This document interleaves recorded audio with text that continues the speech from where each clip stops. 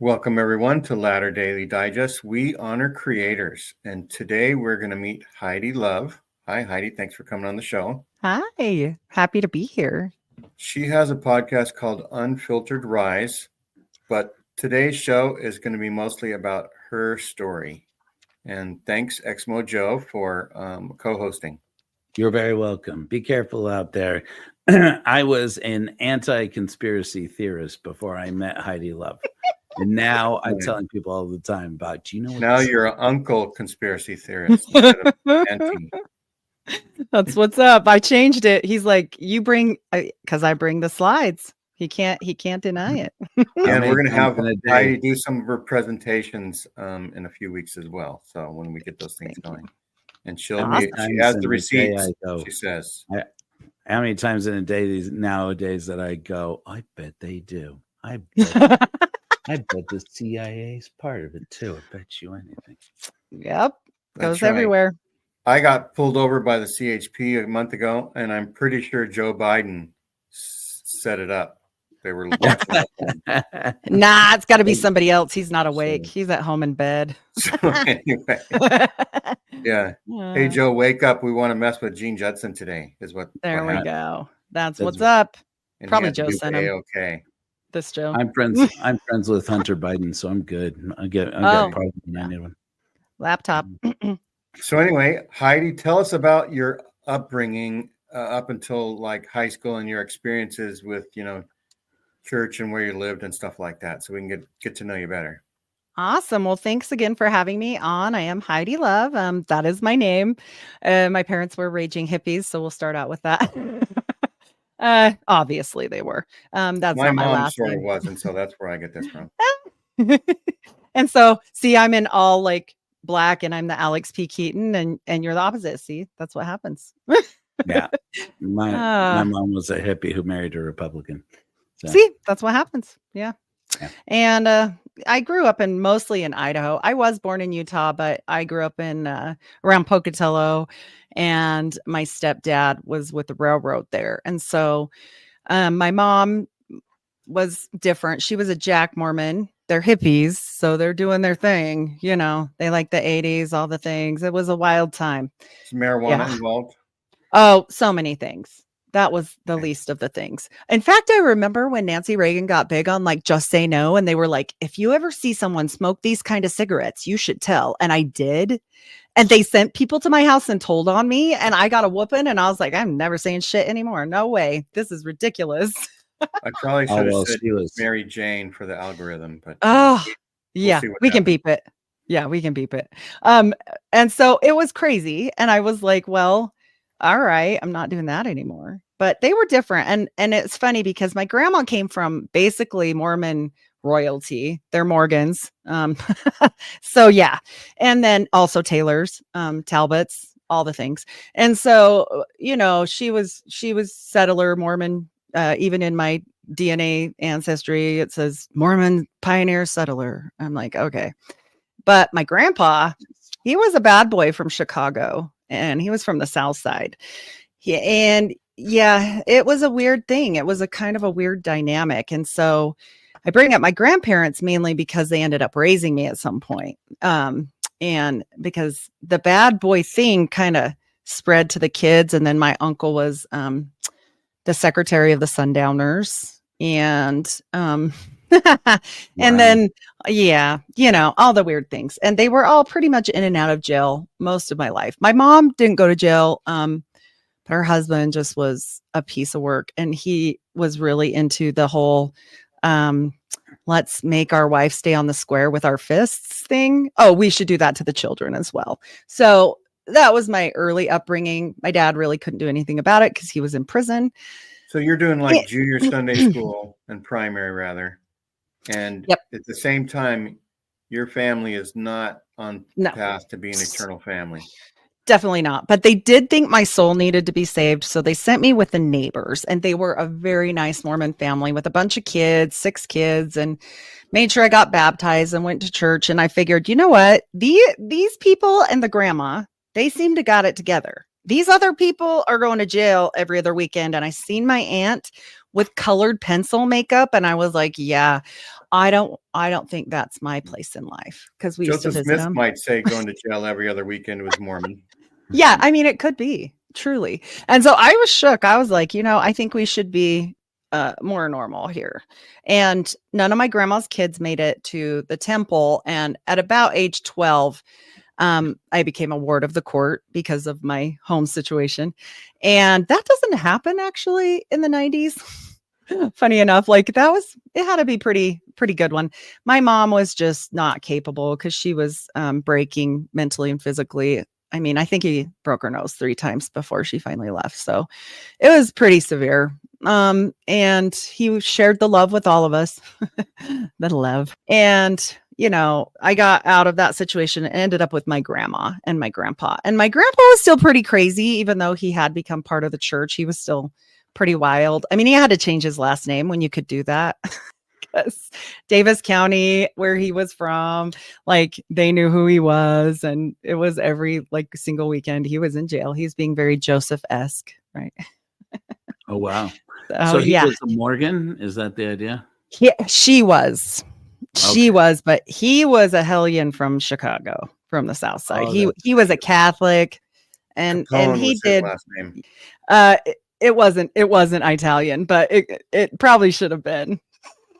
But yeah, he was a wild one. And, she just really wanted one of her kids. I was like her kid now because, they have custody of me and stuff, to make it to the temple. That was like her dream. And so it came like onto me with full pressure.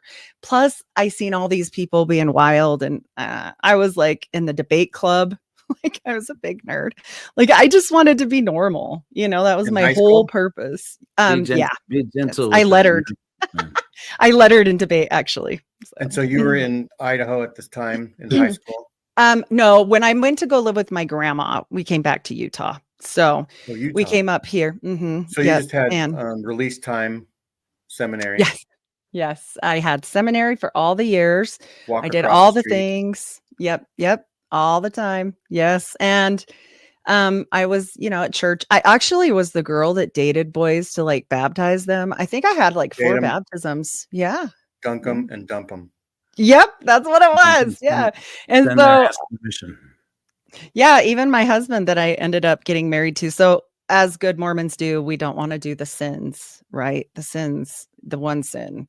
And so when I met my husband, I met him, he was 25 and I was 17. So we didn't want to sin. And so we got married. I got married instead of going to senior prom. I wasn't even graduated. I did graduate. I went to college. We got married. He converted. He was actually, he's a Roman Catholic with a Mick last name. He's straight Irish. It did not go well for that family.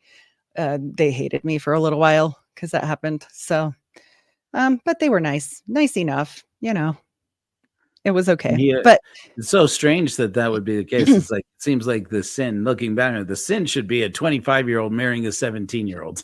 You would think, right? Because my parents even had to sign for me and everything. And it was awkward and weird. And I didn't really want to do it either. I was like in the middle, but my grandma was like, well, you could make a mistake. And I'm like, but she got married at 14. So that's how those babies born outside the covenant happened.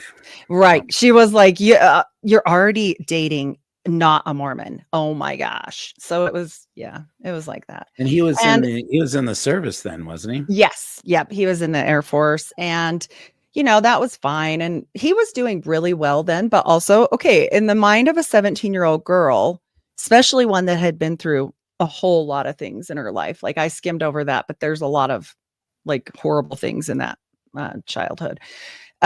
When he told me he had just got out of the ARC, I don't know if you're familiar with that terminology. That's alcohol rehab center for the military, and that he was bipolar and he didn't like to take pills. I was like, you know what? It's fine. You seem like you're fine. Right. Other than that, I'm a catch. Yeah. Right. I was like, you don't look anything like the depressed people in the ads. Right. Yeah, no. They're always touching the wall. Yeah. And he was like, well, I mean, I'm good now because I went to that thing. And I'm like, yeah, how long you been out? And he was like 30 days. So there's that. We're good. Yeah. Yeah. It was, So I wished I had the foresight to understand about addiction. I'm a mental health nurse now for addicts as well, but he became very addicted later in our marriage, and it ended up, well, he thought polygamy was still a thing because he converted. And I was like, no, no, I'm not sharing my husband with, no, he didn't ask. He just went and had a girlfriend, but she was a polygamist because we lived in Spiritual Cedar. girlfriend. She was from Cedar City. I remember that he was a cheater. I don't remember that he actually told you, "Hey, we can do this." 'cause No. Joseph Smith did it. No, right? But I kind of low key feel like he was going somewhere with it because she really was a polygamist from Enoch. And so, Well, let's go back to yeah, you were married at 17, and instead of your which high dance? school prom. High Yeah, school March. prom, Yep. and then but you did graduate from high school? I always knew one thing that I had witnessed with my mom being in the situation that she was is I saw one thing that held her with a man that was completely an awful person. Well, two things. He was pretty handsome. And the second thing was she didn't have an education. And I knew that wasn't going to be me, period. Because I You knew will. that if you had an education, you always could make choices. Yes. And I went to college straight out the gate, even though everybody told me he's never going to convert to the church. We got married in the temple within the year, as soon as the year passed, because he was a convert. And then people said, you're never going to finish school. I have 2 degrees. Yeah, I finished school. And what school did you go to, and what was your first degree? I went pursuit? to Dixie College back then. It wasn't a university. Right. Yeah. And I have an associate's of science in human biology. And I went to Weber State to finish out my associates of nursing. So I have 2 associate's degrees that don't make a baby, but I went to school a long time. Dumb. I changed my major. It's my own fault. So it is what it is. Yeah. And that's okay. I was going to be psychology major, which maybe now knowing what I ended up doing towards, midlife, I should have just probably kept going, but that's all right. And we had 2 kids. I was do psychology, but now I'm just a psych case. Well, I always go to work and they really relate to me. And I'm like, is this a bad thing or a good thing? Like, I don't know, but I get it. Yeah. I'm like, they'll tell me their conspiracies. I'm like, no, I know. Yeah. So true. So you're a young mother. You got married in the temple. You did the thing.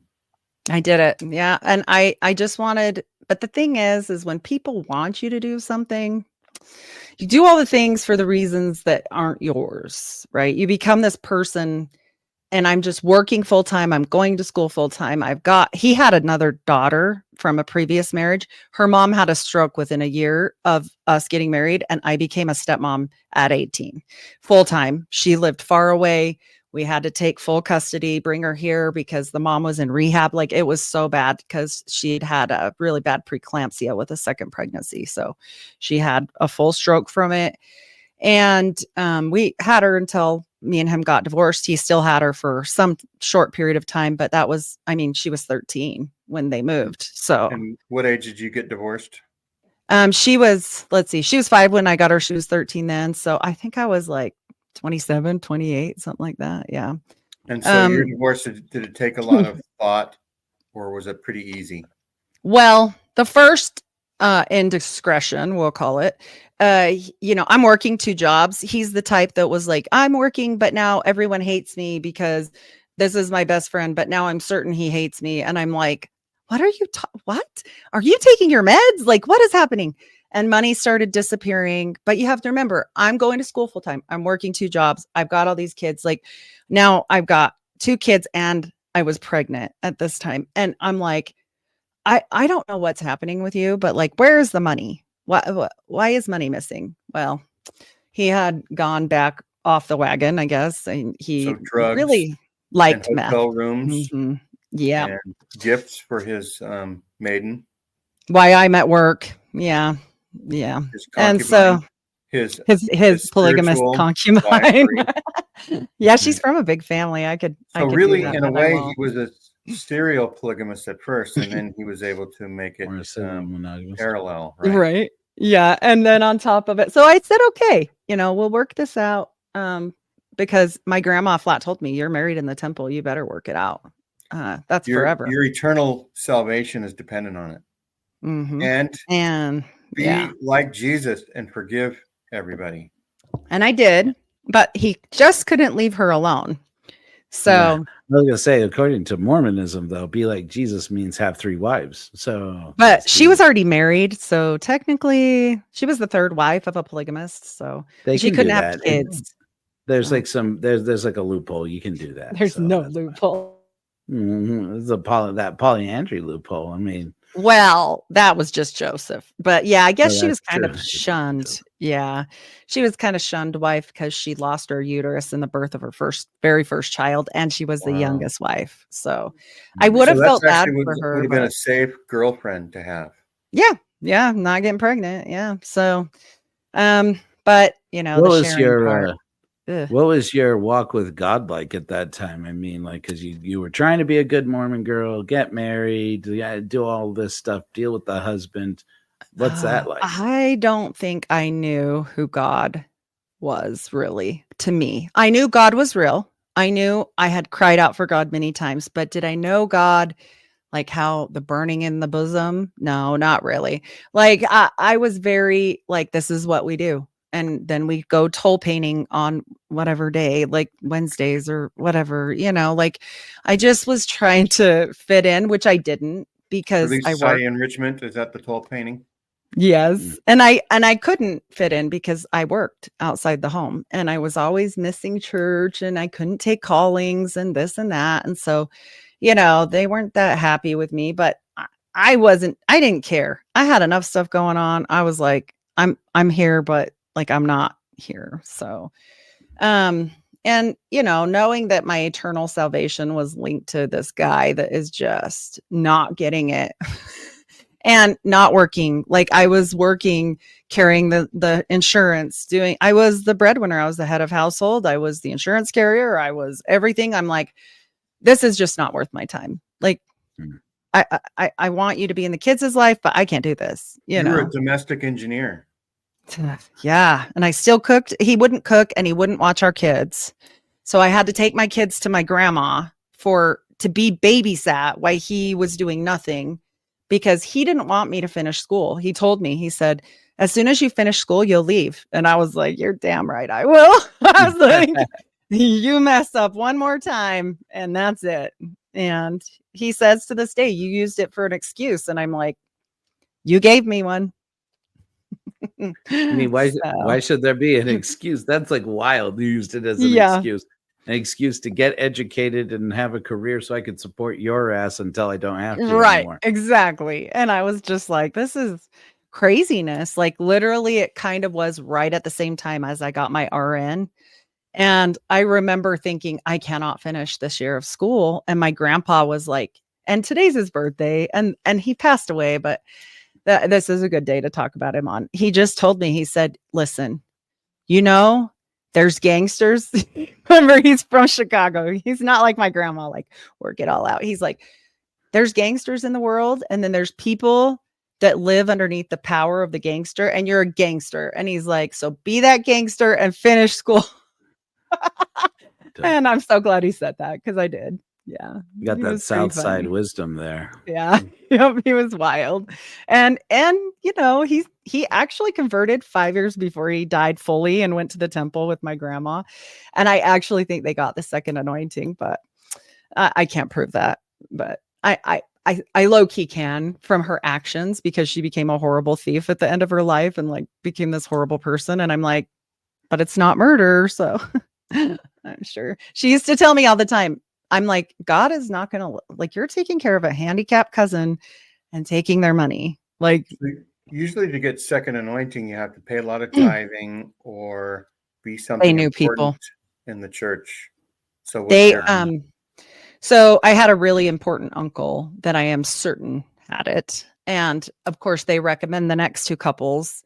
And my grandpa had cancer diagnosis at that point. So I'm pretty sure they rushed it through.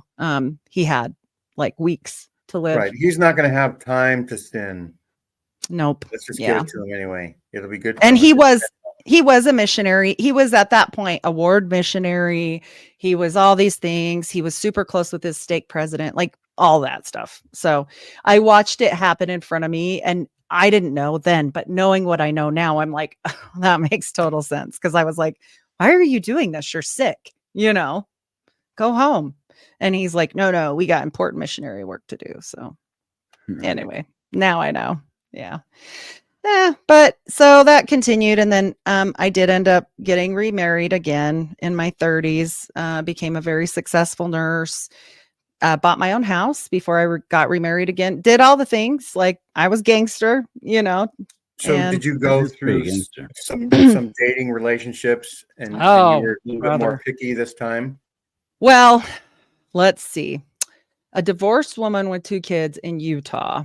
To be picky, that's a funny word. I found a nice guy, and he was 30 and not ever married and not a member. So he's got that. I've got this. Like, we came together and we're like, I don't hate you or anything. Like, you seem fine. Like you're nice. What were the Powerball numbers on that one, right? Right. And he had red hair. You know me, Joe. You know me and my red hair. And so, oh man, I feel you. I'm in that. That's my weakness is in that red hair business box too. I understand. Yep. It happens. So, soulless gingers. That's right. That Irish blood calls. It calls for its own. Yeah, I had the first husband was Irish, the second husband was Scottish and Norwegian, and my husband now is a redhead as well. And he's Norwegian and like whatever I can't remember, but that way, all that. And so how long did you last? So I think we were together just shy of 10 years. We had a son, which I am grateful every day. We don't hate each other. Honestly, our divorce was kind of like, well, I got sick. Really sick. I almost died. And in 2012, I got cancer. And my health has always been bad. I've had asthma. Joe knows. I try to die every couple months. And it's a legit thing. I say it as a joke because you either laugh or cry. And I'm not in the mood for crying. I got stuff to do. So, and in true grandpa form, right? You just carry on. And I had that for a couple years, but he was not there. Not only not for me, that part I could have lived with. He wasn't there for my kids, not even his son. And his son was a baby. He was like 2. And so my oldest daughter ended up having to basically raise this kid because I'm trying not to die and having radiation and all kinds of, and I'm like crazy too. Like I had radiation crazy, I guess that makes you loony.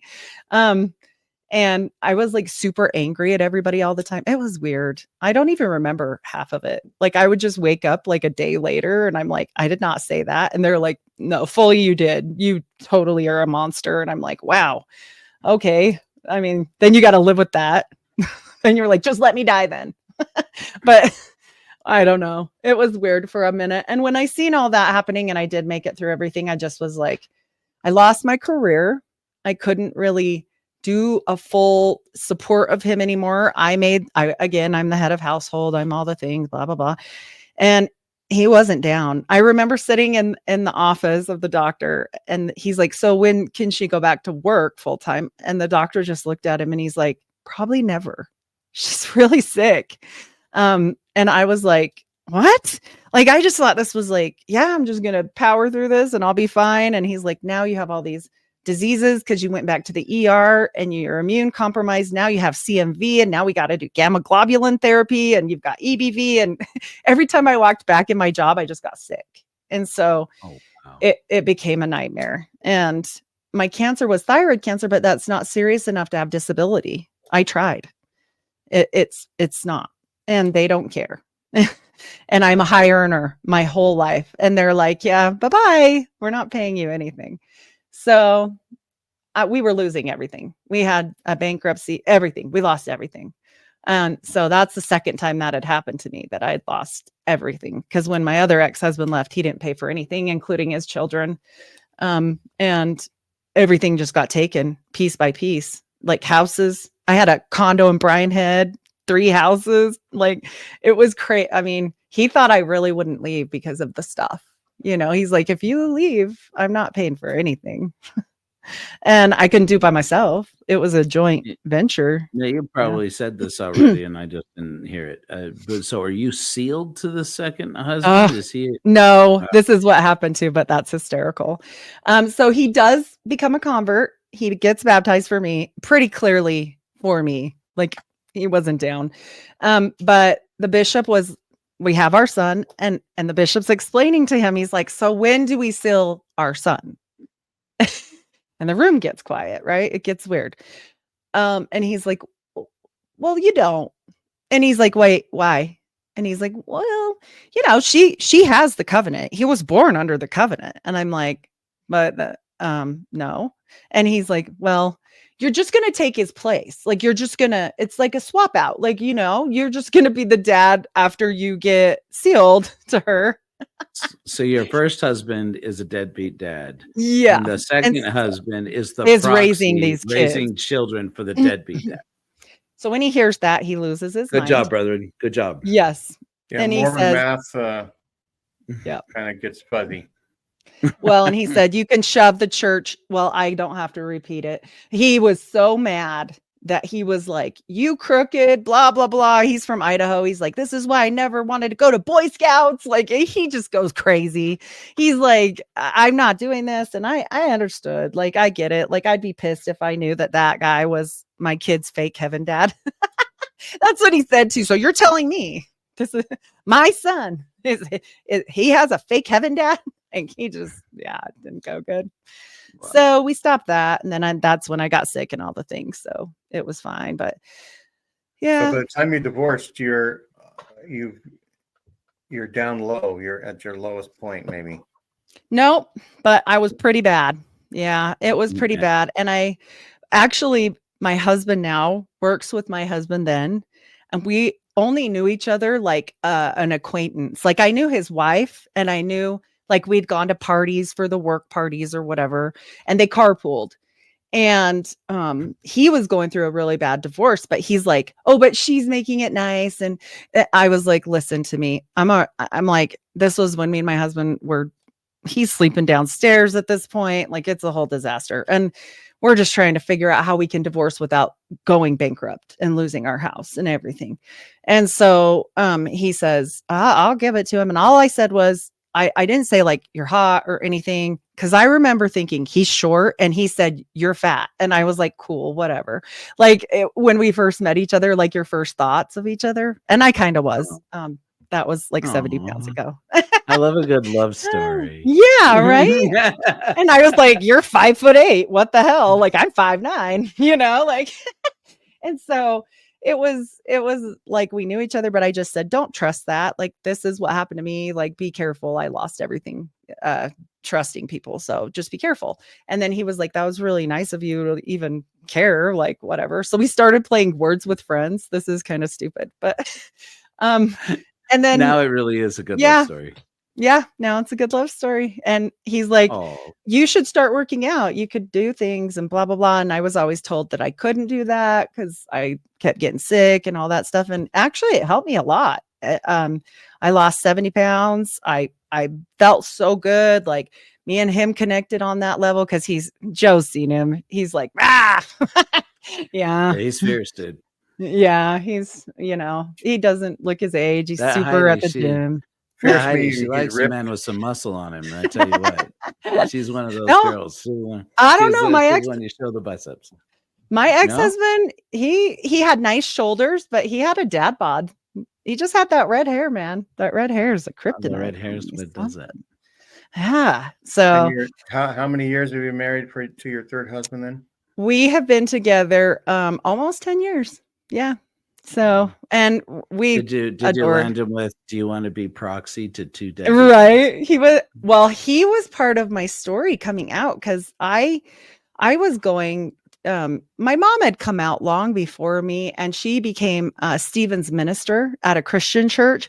And she kept telling me like, you've got to check into that church. I know you're not active, but it's, and I was like, whatever. And I remember my grandma like, have you seen your mom's Rock and Roll Jesus Church? Oh my gosh, they play rock and roll at the Jesus Church over there. And I was like, yeah, whatever. Like she just would be so rude about it. And my mom would never do that back. And I saw that dynamic and I was like, who's the Christian? Like, what? So I just was going once in a while with her. And then I kind of talked to my husband when we started getting serious. And I was like, your family, he's a Smith. Like his family is like staunch, very serious. And so, and I was like, well, your mom would be happy. Like, and he's like, oh, don't even come. He's like, you know what you need to do? You need to go watch Sean McCraney videos. He's like, listen. Wow.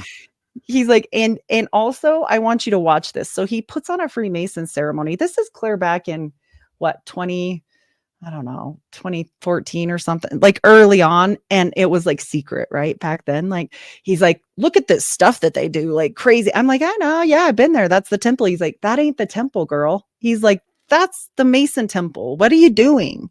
He's like, I'm no Mason. I don't want to be. Like, I'm not doing that. I left the church at 16, sayonara. And I was like, okay. So he's like, if we still date, I'm just not. You can do whatever you want, but I'm not doing that. And I'm like, okay. And I didn't really need him to marry me. I mean, I could have still gone back because like I'm already sealed. You know what I mean? Like wouldn't have been the end of the world, but I started seeing stuff. I really got into the heart of the matter with Sean McCraney. And I was like, holy cow, like there is a lot of shenanigans going on here. So I had no idea. I just always took it what they told me, you know. Is that the origins of your conspiracy theory stuff? Or were you already like, my like dad? Aliens? Oh, okay. My dad's like the original George Carlin stand-up. Like he was the best. He was so, I remember going to visit this guy him. more and more. Oh, you would have loved my dad. My dad was so cynical. I remember once on Easter, we got into a full-on fight over God or like Adam and Eve or something. And he's like, doesn't even make sense. Like he was just like going off. And I don't remember what all, but I do like this guy. Yeah, he was wild. And he would tell me crazy things, like call me in the middle of the night, like JFK and blah, blah, blah. And I'm like, okay, crazy guy, I love you. You know, must have got in there. Did they tell you that the Mormons got Bobby Kennedy? Well, actually they did. But yeah. I bet Gene lives in California. He doesn't know about that, I bet. We went down the rabbit hole. Us and Paranoid American. Yeah. We went into the whole thing about how the Mormon Mafia did in Bobby Kennedy. So it's in the FOIA docs. Kennedy assassinated in Southern California. He was led into the closet by the Mormons, actually. Pantry. But it's all declassified. JFK also, but I can't prove that. But I can show you some very interesting documents on it that I found recently about Permandex. You're going to tell me that Marilyn Monroe was a Mormon and she she was she was just a useful honey trap. Liked brothers. She liked brothers. Yeah, she did. She liked a lot of things. And poor girl was MK Ultra to the hilt. So who knows? But I do know this. She did not overdose the natural way because her rectal bruising says otherwise. So that's a whole rabbit hole on her autopsy. I have a full show that I'm releasing on that. Cosmic Peach. Look that one up. It's a good one. Anyway, so I just started really researching and I was like, okay, yeah, I can see the problems. I'll just be a regular Christian. And I didn't do anything else with it. I didn't become a better person really, or care about anything like I do now. I was busy. I was momming. I'd had another baby. So I have kids from 20, almost 29, clear down to 10. So we have all these kids. You were focusing on Heidi and children. It was busy. We had 2 hockey boys, 1 dance girl, a baby, and then 2 teenagers more. And so it was bananas. And did you do the whole saved thing? I mean, did you go to church? I did. Yep. Okay. Yeah. Cool. Yeah. And cool. And then we ended up, he lost everything in his divorce. I didn't lose everything, but I left the house because he wanted it. He paid me out. But his divorce was so bad that we ended up basically in a 2-room mother-in-law apartment with 6 kids.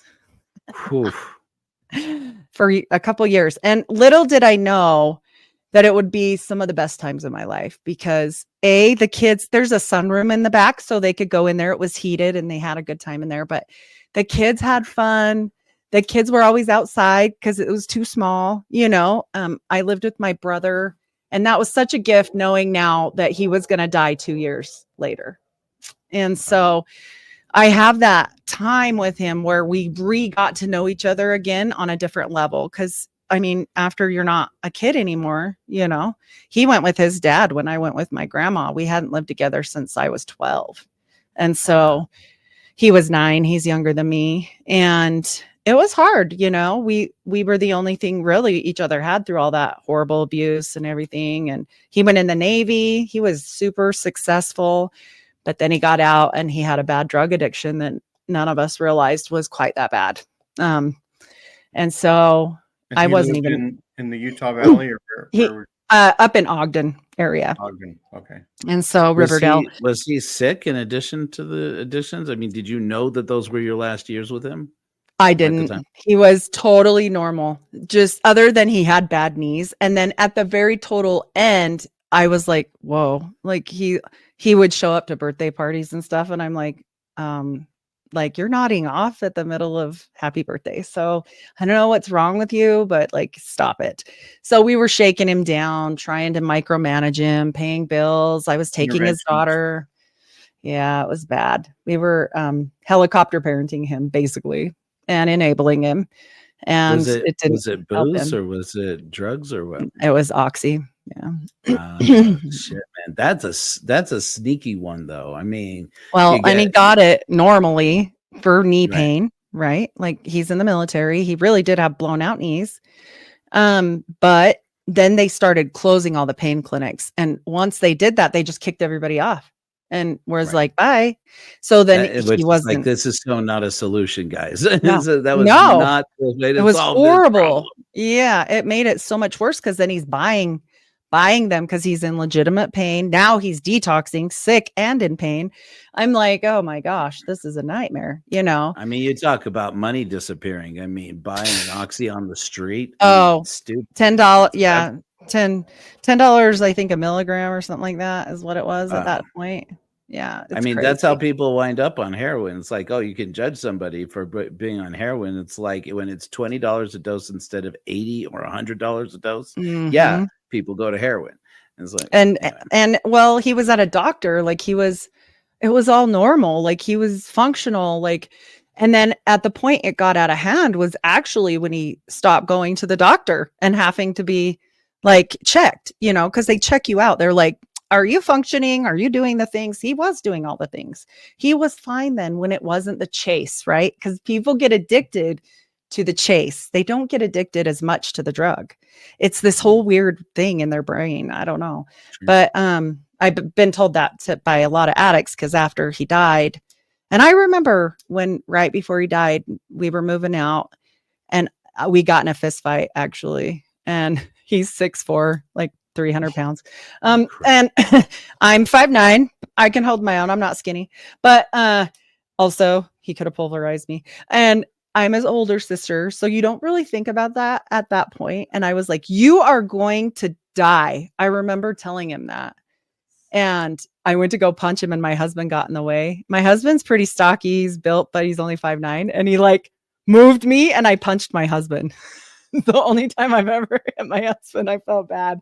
And his daughter's like, you hit my dad. And I was like, I was trying to hit your dad. But anyway, it's a whole thing. But shouldn't have tried to hit anybody. But my brother probably would have just laughed. He's like, he would have killed you. I'm like, he would have never touched me and he probably would have laughed.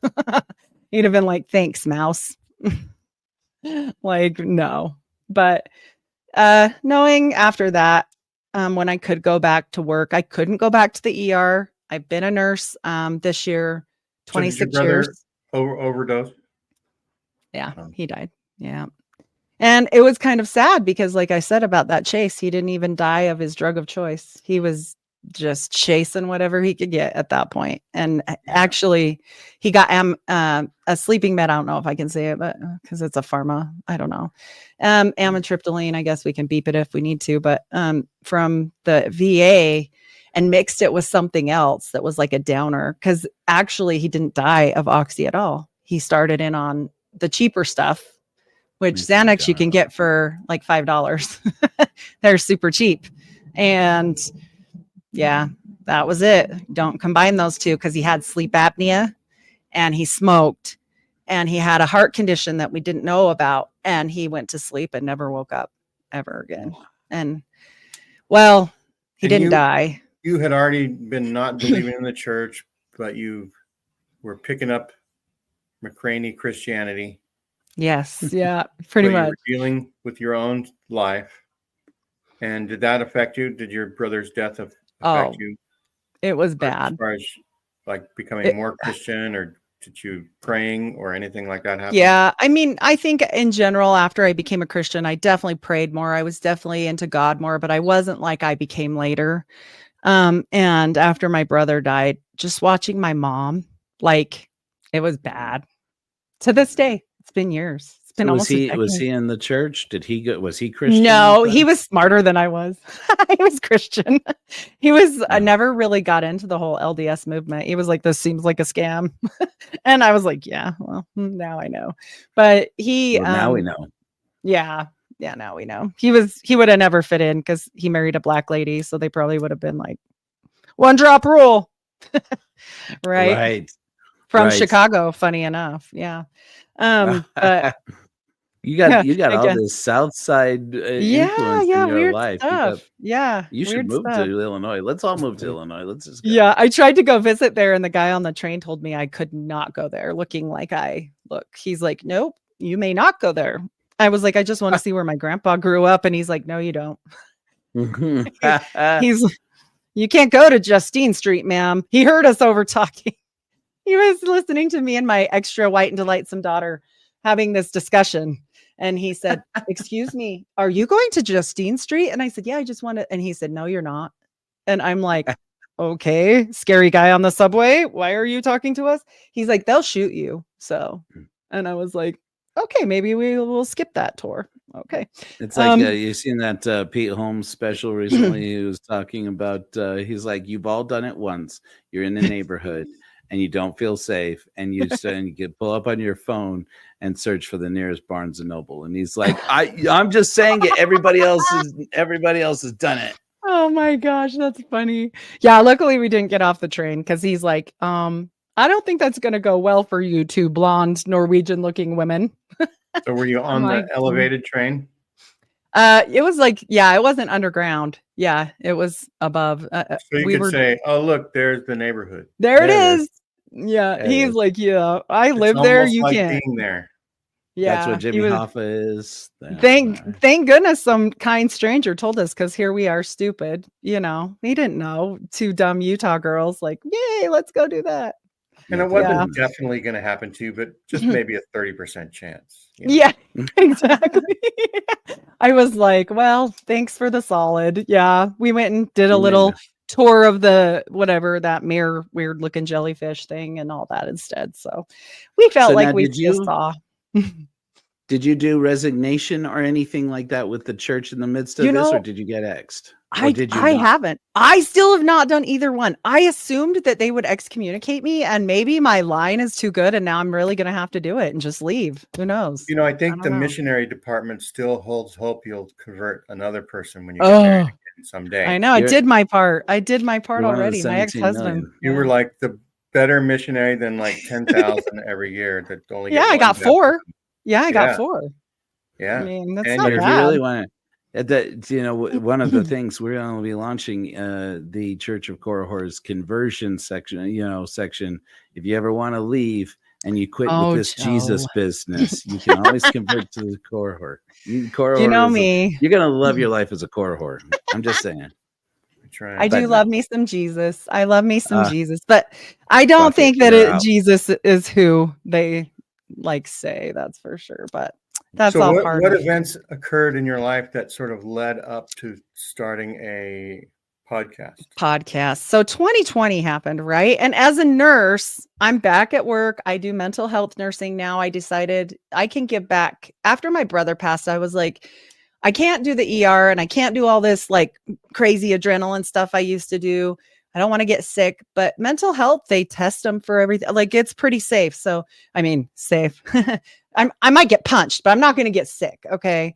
So I did that, and I really liked it. I really felt like, okay, I can give back to these people. Maybe I can help somebody like my brother that I missed it. I waited too long, and people say, oh, it's not you, but you're always going to have that horrible guilt. Like, it's just there. Like, we should have thrown him in the hospital. We should have done this. We should have done that, And during COVID, you're in the Salt Lake Valley now? Yeah. Yeah. And so I was working up there at a mental health facility, still am. And then this whole 2020 happens. And then I watched the church like really jump on board of this whole cure, right? Like, let's push the cure. And I'm like, I've seen the cure. They want me to give it, and it doesn't have an insert, and I'm not doing it. Like, I'm not giving it. I'm not taking it. I don't know what's happening there, but that's not for me, because I'm very skeptical anyways. And so I'm like, no. And they're like, oh, you will lose your job. And I'm like, I got asthma so bad, my doctor will write me a letter. And he did. And he's like, no, she really might die. So if you give her anything weird, she's allergic to all kinds of weird stuff. So don't do that. And that's how I got out of that. And I just told him it was against everything I believe in as far as giving anything. I've never even administered a test. I just don't, I won't do any of that. See, and people what's wild about that is that it's like, people, okay. So I'm not against it, but for me, yeah. Right. But it's like, at the same time, it's like, okay, it makes sense. It makes sense when the virus is wild and out in the streets. Okay. But if you lose nurses, I mean, that's, there's got to be a more advanced policy directive here that says, you know what? Yes, take a hard stance on it, on preventing the spread of the illness. Yes, but as don't many people freaking lose nurses over it. It's like, well, and they can't say that people's bodies, like where I've had all this stuff that I just told you, like I've got autoimmune disorder, I've had cancer, I've had this, I've had that. I'm allergic to white rice, the most hypoallergenic food on earth, and like 10 other things that are just crazy normal things that no one else is allergic to.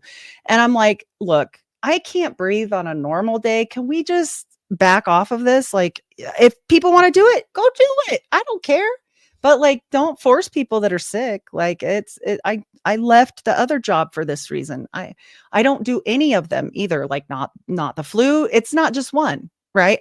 I'm trying not to do anything that will activate my already autoimmune system that's in hyper overdrive. So, and it's the smartest thing for me, but I'm just saying, as I respect your decision, Heidi, I will tell you, ever since I've gotten like 6 of the vaccine, the alien transmissions that I receive, it's true. are way better. I love it. Way better than the Holy Ghost, man. Holy Ghost is shit. I'm sorry. And my whole thing is like, here's the thing. Medically, if I can make it make sense for me, cool. But like, if I don't, medically, we should all have our own decision. Like, nobody should ever be mandated in America to do anything, even though if they asked me not to work for a while, I would have respected that, right? Like, or wear a mask 24/7 or whatever they wanted me to do. That's fine. But like, I'm not trying to hurt anyone else. I'm just not trying to die today. I've tried to die a lot. And so, it is what it is. That's the thing with you, is that you really are a survivor. That's the story. That's the Heidi Love story, if ever there is. That is like you and I. Yes. You say it half jokingly, but we like almost every episode that we do, Heidi has said, I've been in the 911. Yeah. I will never commit the S word. As soon as she'll say, if that happens and they tell you that's what happened, that's not what happened. That's not what happened. And she'll like throw it to me and she'll like, right, Joe? You're supposed to figure it out. Yeah. I'm not a survivor. This one's a survivor. But you're supposed to figure it out if something bad happens to me. That's your job as an investigator. That's right. That I will do. Yes. I said, that's when I will take over Unfiltered Rise and say, we're going to find out what happened to Heidi. That's right. That's right. That's happening. So hear that, church, because I'm still in Utah. So you're seeing that the church is joining in on this. And I suppose you're seeing Mormons push back. Oh, but not as much as you might think. I saw everybody just jump in, not even asking questions. Jumping in that you saw that made you think. It panicked me. Yeah, I was like, wait a minute, you have a heart problem. Wait a minute, it's the nurse in me. Like blind faith. oh, this is contraindicated for this and this. Have you studied this? Like, I'm reading all these JAMA documents and they're telling me I'm crazy. And I'm like, wait a minute. I'm reading from the Journal of American Medical Association. I'm not crazy. This is not good for you. Is it good for anybody else? I don't know. But for you with your heart medicine and I'm trying to tell all these people and they're like, don't invite her to dinner. I'm like, But fine. So by having Yeah, blind how long obedience, before- they're denying What? themselves informed consent. Oh, I mean, I didn't see hardly anyone that was in the community of Mormonism blink an eye. They told us we couldn't come to holidays, me and my husband. They told us we couldn't come to dinners. They told us, and guess what? They all got sick like 20 times. I got sick once. My husband got sick once with it. We've never had it since. And I'm like, okay, you know. But into the conspiracy theory thing, how long before you started looking up that Russell M. Nelson's history at the University of Utah? I was bored. So at this time, I really did have that awakening as far as conspiracies. But my daughter, my oldest daughter that I was very close with, she met this guy. He's a pilot and he's a big deal. You should just ask him.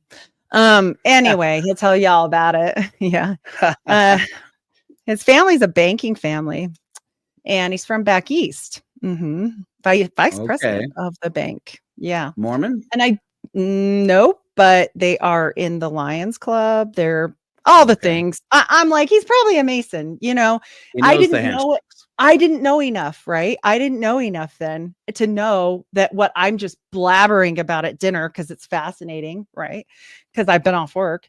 I'm like, look at this crazy stuff. And he's looking at me like, and then he leaves the room. Now I know that's kind of a Mason thing. If they're talking about Masonry and you shouldn't be there, you should go. He did it 3 times during dinner.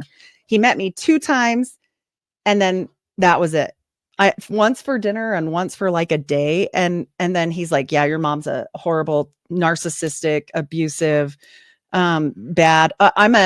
I'm a psychopath narcissist or something.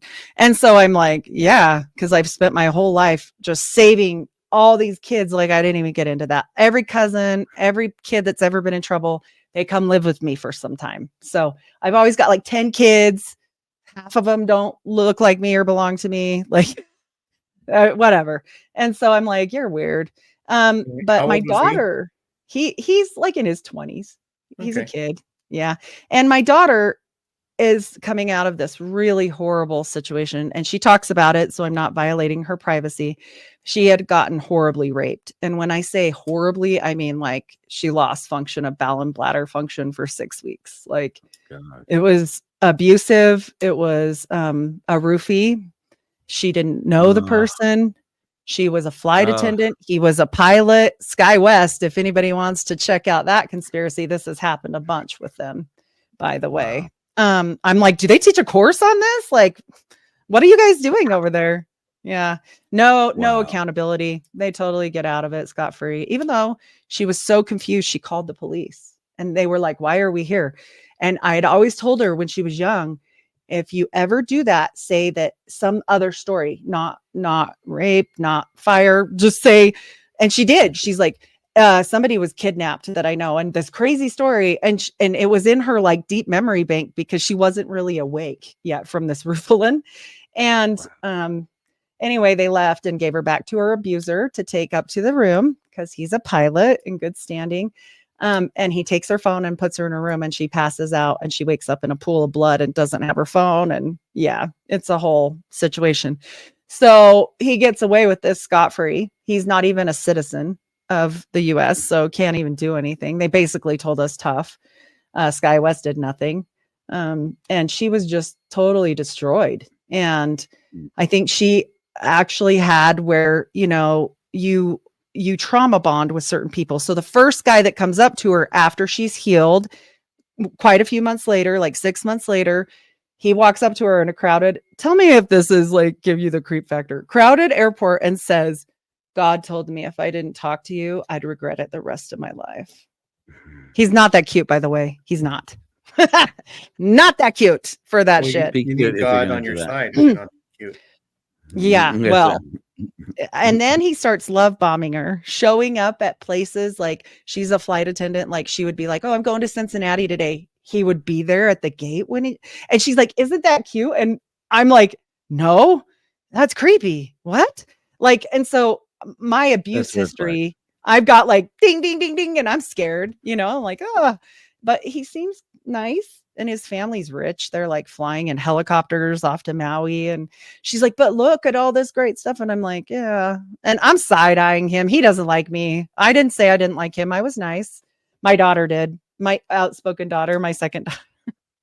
We were walking around doing Halloween. And he said, how old are you, to my other kid? And she said, oh, I'm 13. And he goes, 13, I'll get you 13 years. Haha. And she goes, what did you just say to my sister? Wow.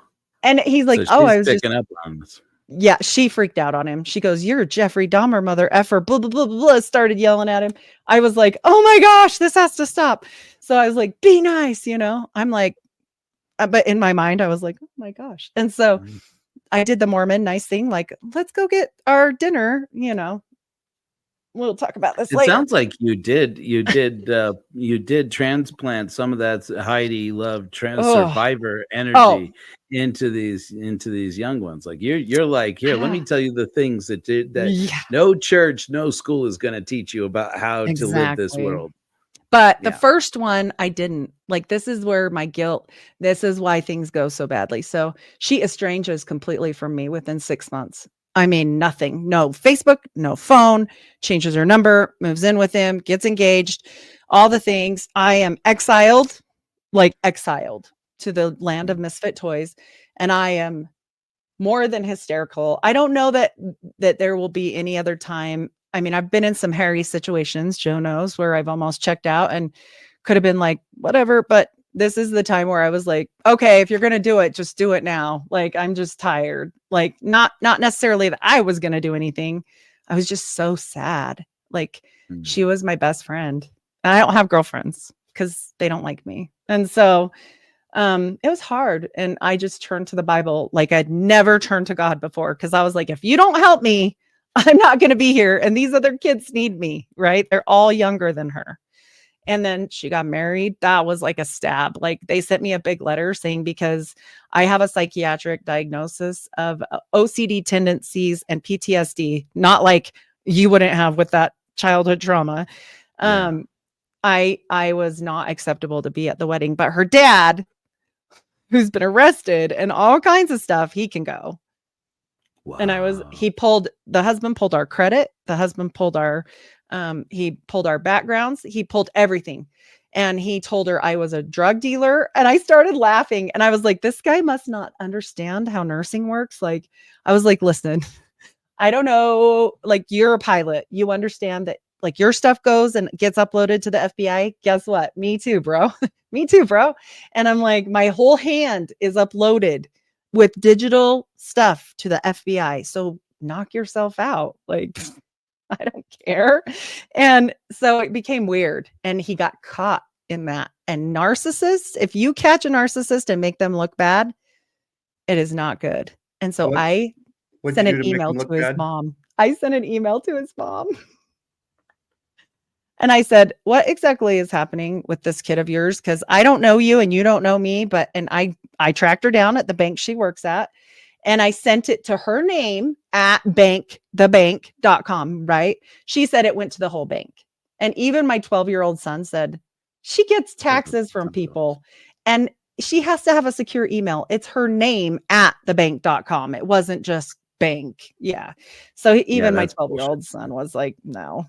But they made me out to be this horrible person. I'm like, oh, so he gets it from his mom.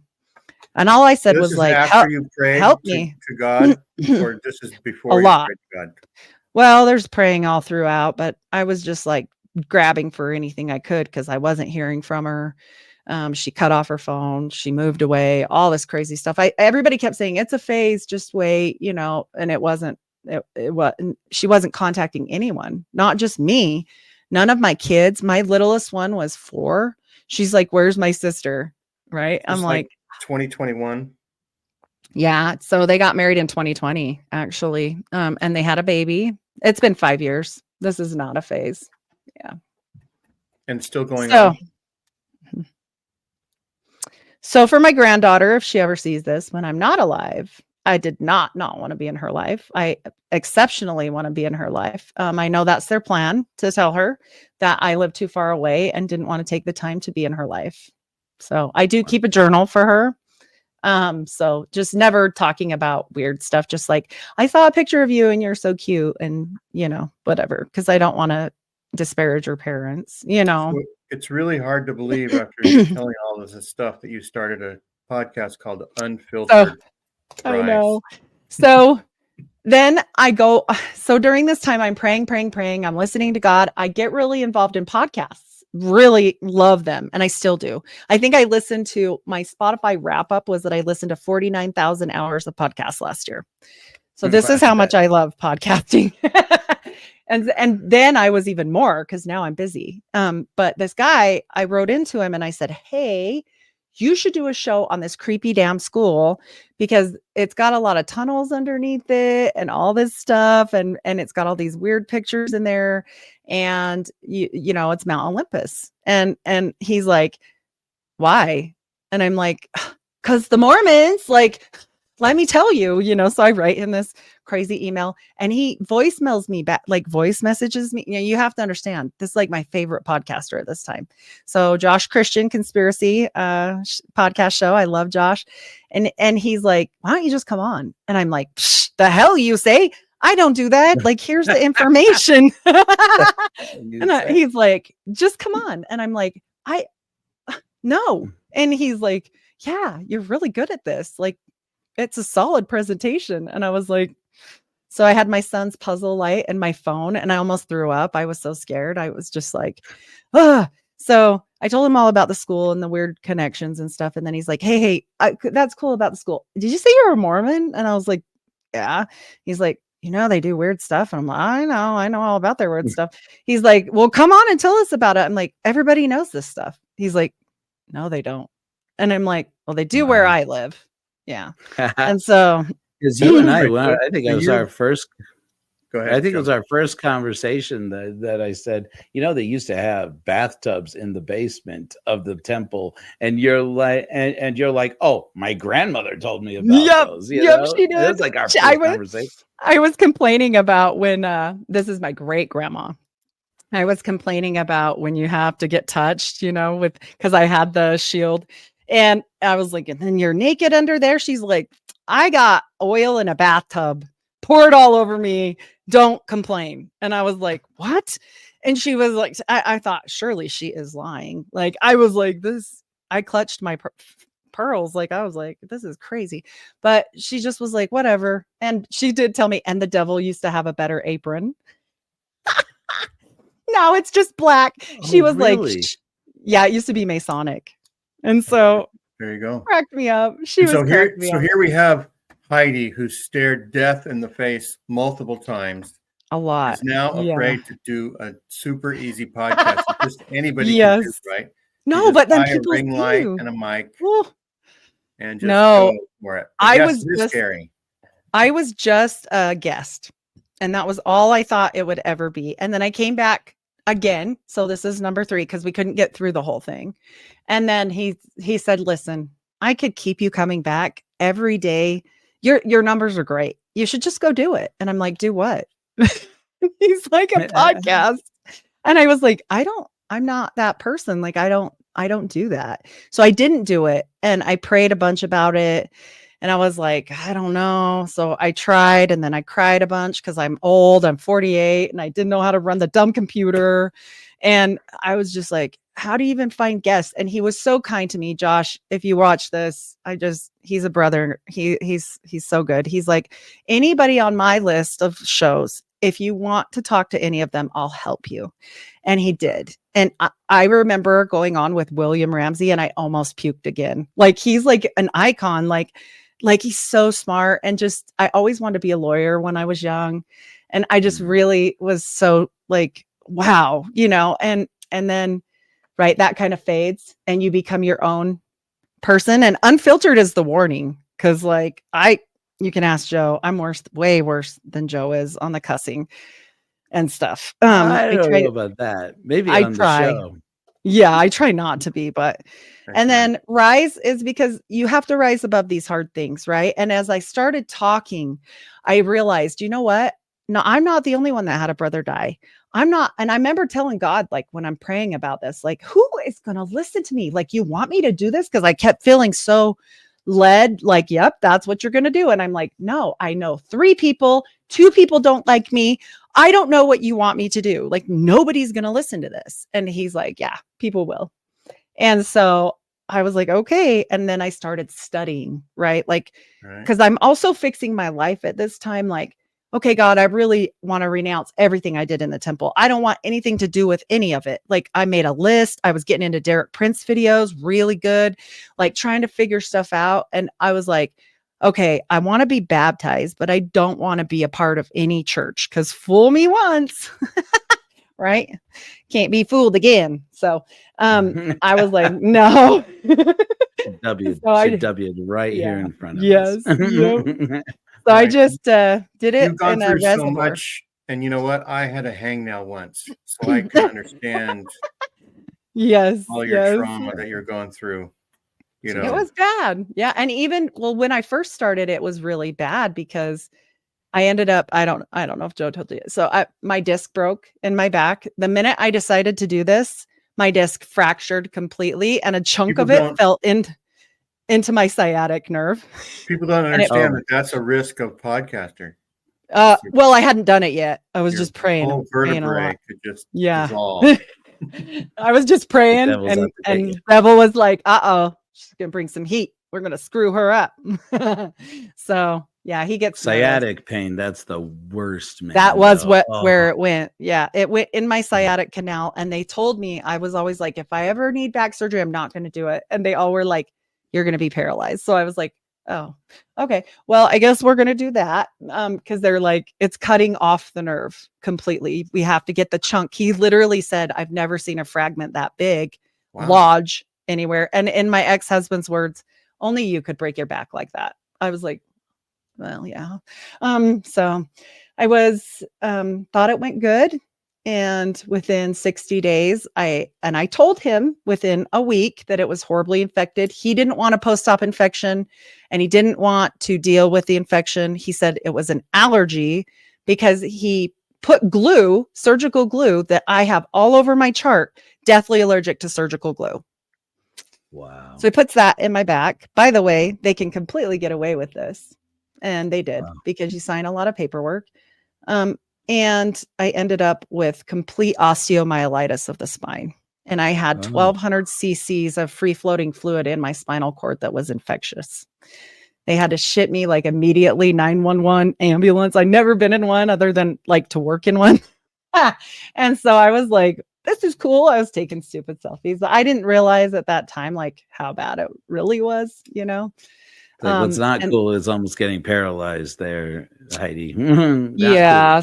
Cool. And so he wouldn't take me back. He tried to send me home, and I had to really advocate for myself as a nurse to say, well, she goes, I don't know what to tell you because he's not coming in. And I said, I don't know what to tell you because my ass ain't leaving the gurney. And she was like,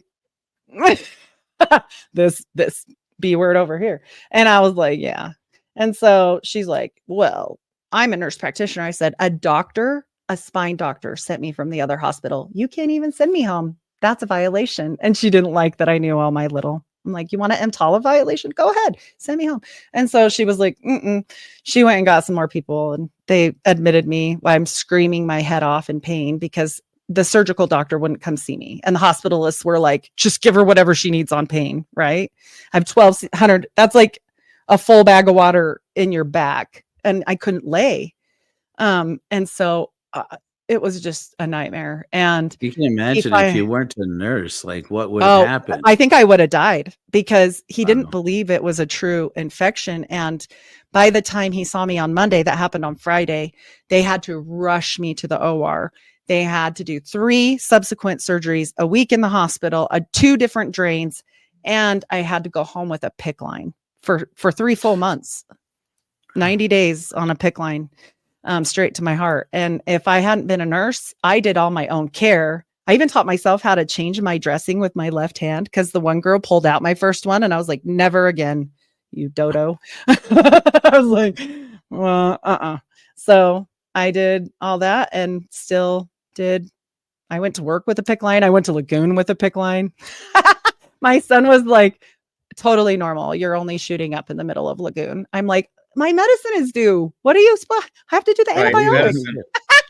Yeah. He's like, Mom, this looks so bad. I'm like, it's an antibiotic. I don't know what to tell you. He was so embarrassed because he was like 15, right? He's like, but can't take you anywhere, Mom. Yeah. Well, Joe knows. Even after that, I ended up with allergy to sulfa and got Stevens-Johnson syndrome. I'd never been allergic to that ever. Then you were like a whole season of House. Actually, so this summer, this is funny. Shout out to the fire department in Davis County, because this summer when I woke up and I looked in the mirror, you know, when you're tired and you're like, what? And I just saw red and I was like, uh-oh, my throat's shutting. And I was like, oh no. And I'm trying to find my EpiPen and I just woke up. I'd been asleep like 8 hours. I hadn't eaten, I hadn't drinking, I hadn't taken medicine, nothing. And I jammed it in and nothing happened and I can't talk now. And I'm like, this is how I go after everything. This is so stupid. I was so mad. I was like, this is just dumb. And Joe knew me then because did we decide that it was that the epinephrine had gone bad or that it wasn't right? I jammed it again. They couldn't figure out. I did too. So now I'm having a heart attack. Basically, you feel like that. I mean, and my husband, I threw something at him because I couldn't talk. And I was like, and he's like, should I call 911? And I'm looking at him like, yeah. But I'm always telling him like, don't call. I'll be fine. Like, I'll do it myself. I'm a nurse.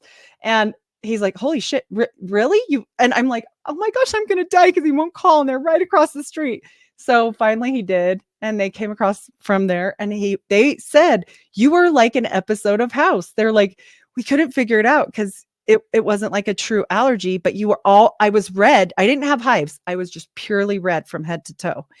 And so they gave me finally IV push Benadryl in the ambulance. And all of a sudden he's like, oh, look, she does have hives. They're coming in now that her white skin's coming back. She doesn't have rosacea. They thought I was like naturally red or whatever. And they're like, oh man, they're everywhere. So they're like, we have to take her right away to McKay-D. Well, I didn't want to go there because I knew they were going to take me through the ambulance bay. And that's where my brother died. And I was like, please don't take me there. Take me anywhere else, please. And they're like, no, wait, this is crazy. Like, you're crazy right now and your heart's all weird. And they didn't know if they were going to have to code me. Like, it was super scary. So I got there and they gave me some steroids and like, I was fine. But the doctor was like, I've been a doctor 50 years and I'm not easily impressed. He's like, you impressed me today. I was like, he's like, you were the hive. You were the hive. That was your body from here to there. Yeah, it was everywhere. And then I was like doing a show that day about Anton LaVey and Crowley. And Joe knows this story. And I came home and I told the guys, I will be an hour late, but I am coming. And they were like, what? And I'm like, yeah, I'm coming. We're not doing it. And so, I guess in the ambulance. Rename your podcast Emergency Room. I know. But I'm like, well, if it doesn't kill you, right? Like, because I've noticed that doing podcasting is kind of addictive. It's kind of like, you know, these other people don't like me. People aren't coming on my show, but you will. Hey, come on my show. I'll do a show anyway. Well, I felt like it was like we were talking about those two very specific people, and I felt like it was almost like the devil was going to win. So I was like, no, not today, bitch. I was like, we're doing the show. And they were like, we will reschedule. And I was like, no, it's Operation Red Pill. Shout out Operation Red Pill. They thought I was crazy. I sent them pictures of me in the hospital and they were laughing. So our 30 minutes are almost up. No. Yeah, right. Yeah. So it's been nice talking to you. We're everybody now knows Heidi Love, and we're going to have you back, and we're going to talk either more about your podcast. We could probably do 2 in 1 and talk more about how your podcasts sort of evolved or began more. Awesome. And then you can give us one of your renowned presentations of some conspiracy in Utah. That'd be another good channel name. Yeah, I love the, conspiracy world. Every time I try, and as Joe knows, I have to bring receipts, because living in Utah, I knew I was going to come up against people that told me I was full of it, and I hate to look full of it. So I just do. I'm a huge researcher now, and the stuff I go hard on the research against the Mormons. I love to talk about their top 10 shareholdings, especially right now on number 7, United Healthcare. Anyway, no conspiracy. Yeah. Wow. Yeah, number 7. So, and they're always up to something. We didn't know. Yeah, top number. Want to know what their number 1 is? Coca-Cola. No. Microsoft. Want to know number 1 land holding for farm in America? Bill Gates. Number 2, Mormon Church. Number 1 holding of the Mormon Church is number 1 holder of all land for farming. Interesting. Yeah. There you go. Yeah.